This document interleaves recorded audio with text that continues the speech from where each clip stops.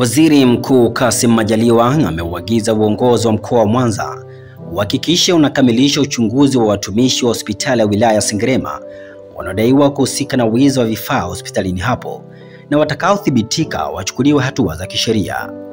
Watumishi mnatakiwa kuwahudumia wananchi kwa uaminifu na uadilifu mkubwa, na serikali haitamvumilia yeyote atakayethibitika kuhusika na wizi. Ni muhimu sana kutunza vifaa, na hapa tulileta pikipiki 3 zimeibiwa, vifaa vya ujenzi na vifaa tiba vimeibiwa, na matairi ya gari la wagonjwa yameibiwa. Mnataka litembee vipi? Aliuliza Mheshimiwa Waziri.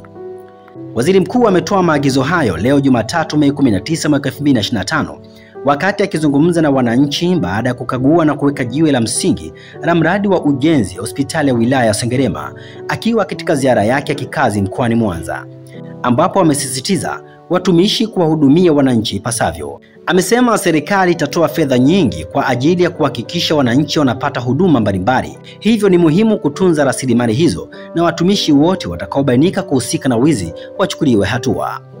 Kwa upande wake, mganga mkuu wa wilaya ya Sengerema Dr. Darison Andrew amesema mradi wa ujenzi wa hospitali ya wilaya hiyo ulianza kutekelezwa mwaka 2020 ambapo umekuwa ukitekelezwa kwa awamu, na tarehe 16 Agosti mwaka 2023 ilianza kutoa huduma huku ujenzi huo ukiendelea.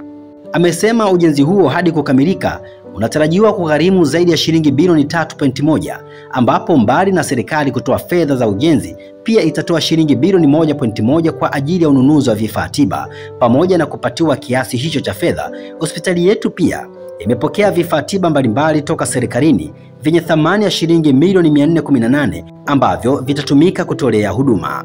Endelea kutufuatilia kupitia mitandao yetu mbalimbali ya kijamii. Stein TV_TZ. Msomaji wako ni mimi Ikram Hussein.